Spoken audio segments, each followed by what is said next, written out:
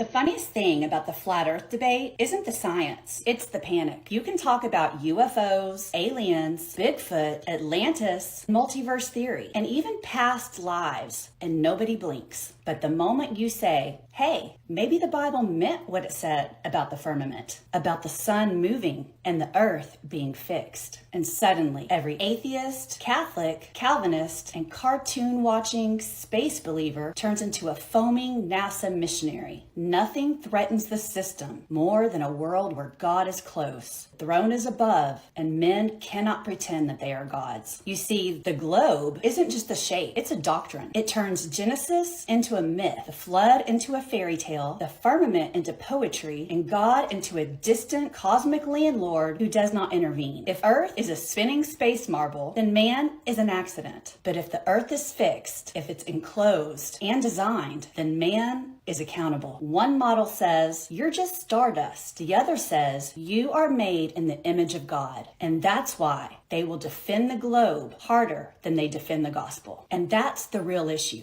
It's not curvature, not measurement, not atmosphere, density, but authority. If the Bible is right about the world we live in, then it's right about sin, hell, judgment, and the blood of Christ. But if you can convince a generation the ground under their feet is a lie, the sky above their head is fake, and reality is whatever science declares this week, then you've severed man from his creator before he's even old enough to read a verse. So when someone mocks flat earth believers, just smile. You're not arguing geography. You're pulling the emergency brake on a runaway train of deception. You are reminding people that God did not hang the earth on nothing. He established it and enclosed it. He structured it and he set his throne right above. That's not conspiracy. That's scripture. And the only people scared of it are the ones who are already bowed to the wrong God. Somebody tagged me in this video, and it's supposed to explain why we can't see the curvature of Earth.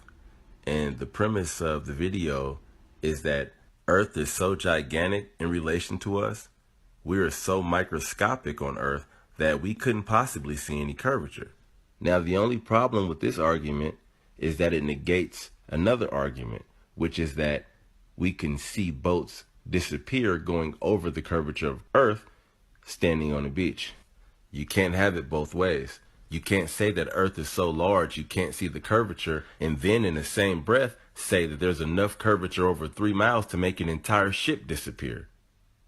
It doesn't make sense. We have a person standing here that's witnessing a ship vanish right before their eyes. Now, what could make this ship vanish if there is no curvature in between the person and the ship? Convergence, maybe? You guys need to wrap your head around this concept, or you'll forever think you're in outer space spinning on a rock where monkeys turned into talking people. The only reason you can see the sun, the stars, and the moon is because they are not millions of miles away from you.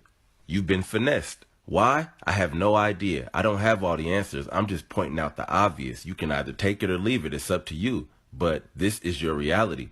Your perception of reality will not change the facts. And to see this, you need only to be a critical thinker. I think that's the issue here. Most globe enthusiasts don't think critically. And then you call us people who do think critically conspiracy theorists, when you guys are the ones with all the damn theories. The theory of relativity, the theory of evolution, the Big Bang theory, the theory of gravity. Everything about this globe that you believe in is dependent upon theories. And all they have to do is put the word scientific before theory, and you're sold on it. That's wild. Y'all enjoy being lied to. Seems to be there's definitely a process about becoming a flat earther, you know. You become a denier at first when you first hear about it, because it's starting to change your reality. And then you start digging into it just a little bit, and you find out that there's more facts leading towards a flat, stationary Earth than there is a round, spinning, wet ball globe chasing a sun into infinite nowhere. So there's a bunch of different feelings that will come through, especially when you start losing your family and your friends, your coworkers and your neighbors and stuff, because you just aren't going to get it. It took you a while. It's going to take them a while. So we got to be real careful when we're laying seeds to people, that we put it on good fertile soil, people that are accepted to it, and they don't start getting in opposition with you right away, because you will lose more friends than you ever thought about.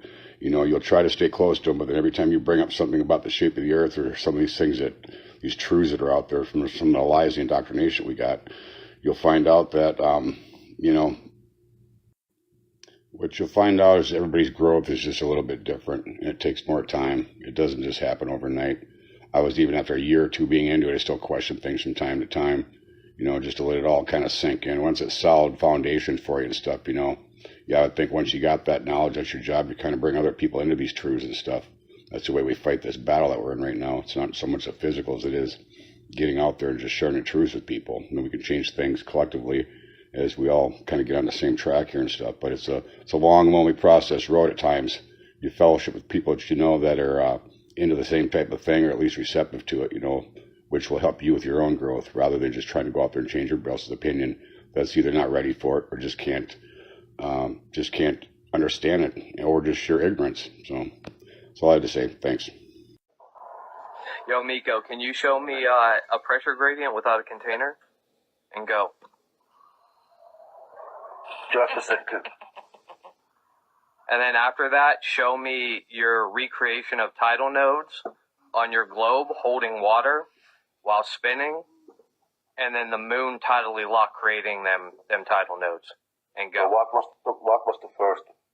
The first one was showing a pressure gradient without a container. And go.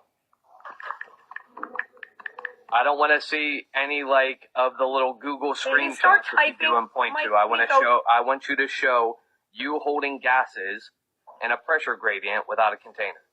And go. Miko, you don't need to type for this. There's no typing involved. What is wrong with you? What are you doing, buddy? Miko, why are you typing? Yo, Miko, can you show me a pressure gradient without a container? New Mandela effect just dropped. By now, everyone has heard about these two astronauts that have been stuck in space for more than 6 months. But so many people are claiming that they swear they remember these astronauts getting rescued already. And this is actually blowing my mind, because I myself vividly remember seeing a video probably about a month ago. This lady on a stretcher right after she was rescued. And I remember the video saying something along the lines of she was being taken to a hospital because her health had deteriorated from being in space for so long. Apparently that never happened, because they're still up there. Side note, how did they get Santa hats if they've been up there since spring? I have searched the internet for this video that I vividly remember seeing, and I can't find any trace of it. I did do some research because this totally has me freaked out. And people are saying that it's possible we're confusing these astronauts with a different crew that came back in October. But I remember this woman's face in the video. It was her. I remember this so vividly, and apparently it just never happened. They're still up there. I don't know, I feel like I'm losing my mind. The Bible does not describe no spinning ball floating in space. It says in the book of Isaiah 40:22, he sits above the circle of the earth.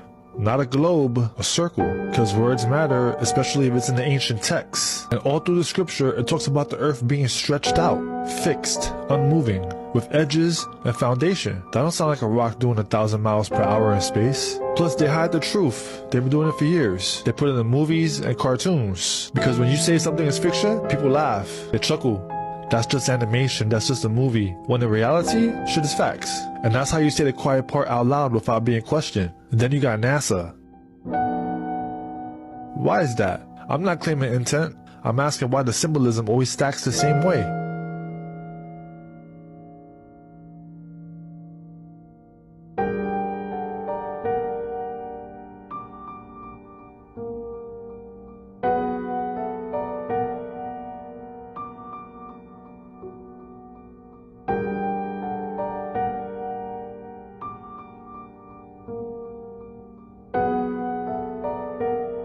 This is my infrared footage, Nikon P900 at altitude and landing in LA. Now watch as I zoom in how these mountains in the distance appear to ramp up, but you can faintly see the horizon right behind the mountains and above them as I zoom in. Watch this.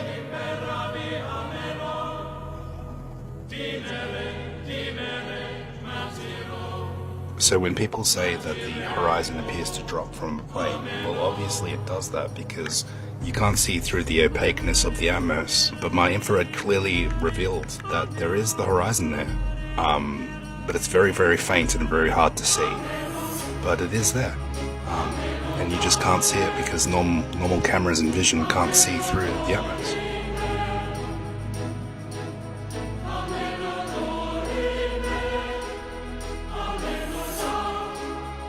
Pay attention to how this lady shuts this airplane door.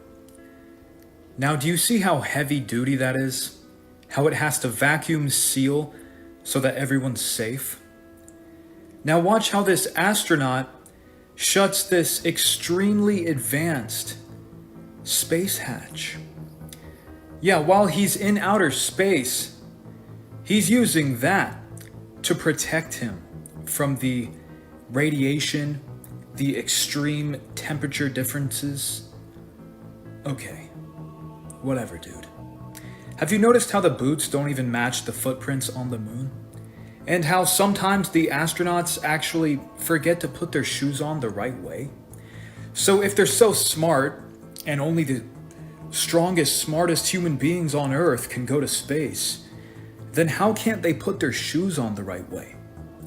And how is the sun's light hitting the moon from two completely different angles in this photo? You know, the Red Hot Chili Peppers might have been right in that song, Californication, talking about how, you know, Hollywood may have taken part in the moon landing. I mean, seriously, does it really look like they're doing anything important up there? They're just like banging metal around and they're like, oh, look at me, I'm in space. They're in a bathtub in Austin, Texas.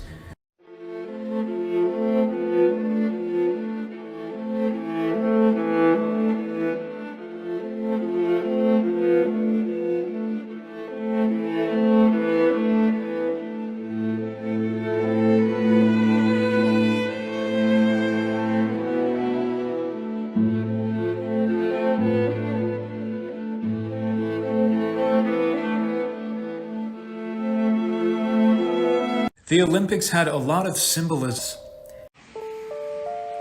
So I finally got it framed. The Tentrio Navum Terrarum de Frito. Probably pronouncing that wrong, but it's okay.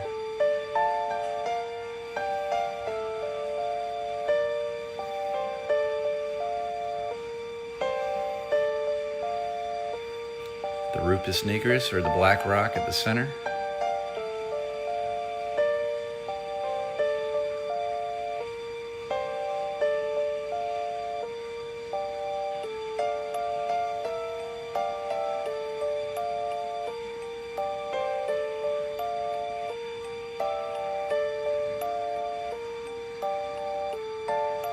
Of course, the four rivers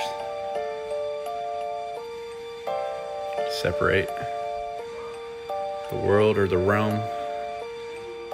The Flat Earth map dates back over 1,000 years. This map is credited to being created by a Persian astronomer. His name was Al-Biruni and he lived between 973 AD to 1048 AD. It's the official map of the United Nations and also the United States Geological Survey. It used to be present in many places before the creation of NASA and the Antarctic Treaty in 1959. Here you see it with Admiral Byrd.